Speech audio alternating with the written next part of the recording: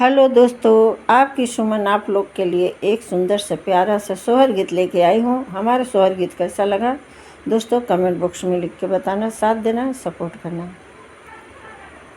पनवा की जैसे धन पातर कुसुम जैसे सुंदर कुसुम जैसे सुंदर हो धन जैसे लाग दुई जी के चंदवा तो स्वर्ग से उतरू तो स्वर्ग से उतरलू हो। पनवा की जैसे धन पातर कुसुम जैसे सुंदर कुसुम जैसे सुंदर हो धन ऐसन लागा दुई जी के चंदवा स्वर्ग से तू उतरू स्वर्ग से तू उतरू हो। मचिया ही बैठली सासु त बहू से या रज करई बहू से या रज करई हो धन बहू ये कही हो रीला वाहो अब तू सुनीत सुख सोहर सुनीत सुख सोहर हो।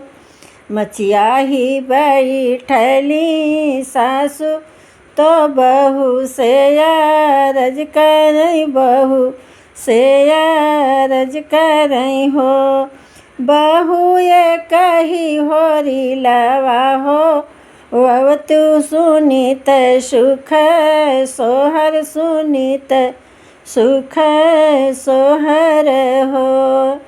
अनधन से भरलू बखरिया दुई जी जैसे सुंदर दुई जी जैसे सुंदरी हो बहू ये कही ललनवा के कारण अंगनवा मोरा सुन अंगनवा मोरा सुन भैले हो। अनधन से भरलू बखरिया कुसुम जैसे सुंदर कुसुम जैसे सुंदरी हो बहू ऐसन लागे दुई जी के चंदवा रंगनवा मोर उजाल भैले घर मोर उजाल भैले हो बहू ये कही ललनवा हो अब तू सुनीत सुख सोहर सुनीत सुख सोहर हो। इतनी बचन बहू सुन तो सासू से या रज करई सासू से या रज करई हो सासू के अंगूरी के दर्द नाही सहे होरिल कैसे होई है होरिल कैसे होई है हो। इतनी बचन बहू सुन तो सासू से या रज करई सासू से या रज करई हो सासू अंगूरी में धसी गई खा पिचिया सहलो नाही जाला सहलो नाही जाला हो सासू कैसे जे होई है हो रिलवा अंगनवा तोरे खेली हैं अंगनवा तोरे खेली हैं हो सासू कैसे हो आई बे हो रिलवा आंगनवा तोहरे खेली हैं आंगनवा तोहरे खेली हैं हो। घरवा से निकरई जेठनिया तो हम से या रज करई छोटी से या रज करई हो बहिना ये कही हो रीलवा हो अब तू सुनीत सुख सोहर सुनीत सुख सोहर हो ओ छोटी ये कही लकवा हो अब तू सुनीत सुख सोहर सुनीत सुख सोहर हो। ससुरुल गाँव दुअरे फुलवा गमक गम महकै गम गम महकई हो। छोटी एक ही होरी लवा के कारण घर वाऊ दास आंगन वाऊ दस भैल हो। छोटी एक ही होरी लवा के कारण त घर वाऊ दस भैल आंगनाऊ दस भैल हो। गमैया के रहली दुलारी त बड़ी सुकुवारी तो बड़ी सुकुवारी हो। ए जेठनी फूलवा के दर्द नाही सहली होरिल कैसे हुई है होरिल कैसे हुई है हो। जेठनी फूलवा के मारी नाही सहली बलक कैसे हुई है बलक कैसे हुई है हो।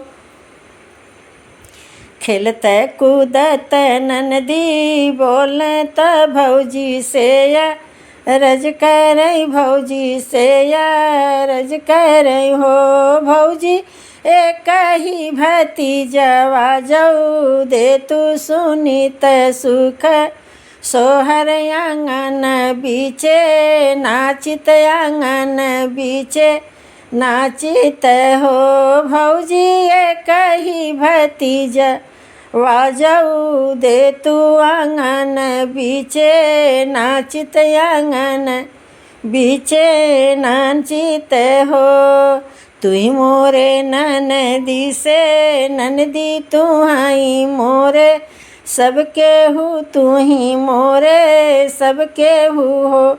ननदा कई से होरी लवा हो अब दर्द नाही सब दर्द नाही सहबई हो। ननदा कई से होरी लवा हो अब दर्द कैसे सहब दर्द कैसे सहबई हो। इतनी बचन सुन पियवा तड़ पीता अड़पी बोले अड़ पीता अड़पी बोले हो। धन काऊ ले आऊ घर धनवा गर्भ तोरे बाटई गर्भ तोरे बाटई हो। धन बड़ी हो तू दुई जी के चाँद कवनया रथ कई कवनया रथ कई हो। पनवा की जैसे हाऊ पातर कुसुम जैसे सुंदर कुसुम जैसे सुंदरी हो। धन तू तऊ दुई जी के चाँद स्वर्ग से तू उतरू सरग से तू उतरू हो। धन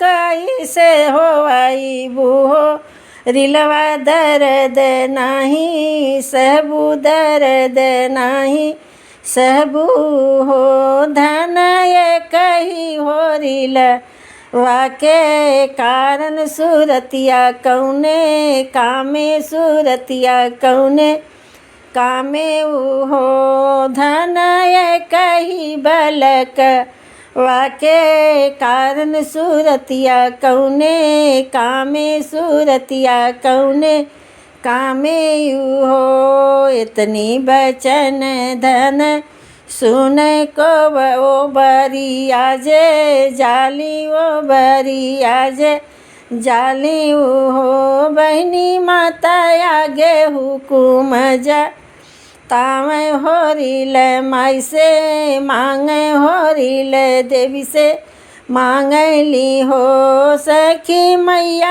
आगे हुकुम तावे बलक माई से मांगे होरिल माई से मांगली हो। इतनी अर्जिया मैया सुन तो मैया, इतनी अर्ज मैया सुन तो सेवका के या लन देली सेवका के फूल देली हो सखी सेवका आचर गिरे एक फूलवा ललन उनके गोदिया ललन उनके कोखी पाले हो सखी मैया देली एक जे फूलवा ललन उनके कोखी पाल ललन उनके कोखी पालई हो। 8वां महीना जब बीत नवाए के लागत नवाए के लागत हो सखी धीरे धीरे उठले दरदिया त सासू कैसे बोलाऊं तो सासू के जगाऊं हो सखी जा सासू बोलावत लजिया लाग कैसे मैं बोलाऊं तो कैसे मैं बोलाऊं हो पिया जे सूतया टरिया तया अपने से जरिया तया अपने से जरिया हो सखी धीरे धीरे उठले दरदिया सहलो नाही जाला सहलो नाही जाला हो सखी पिया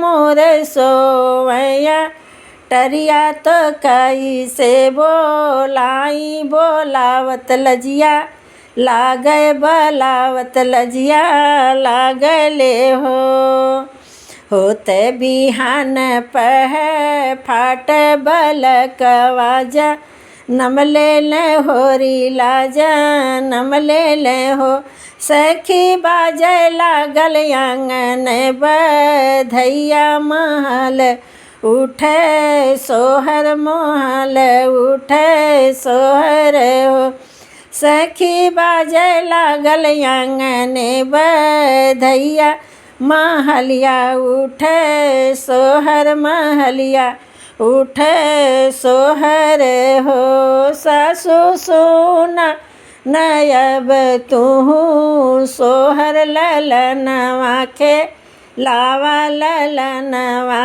खे लावा हो।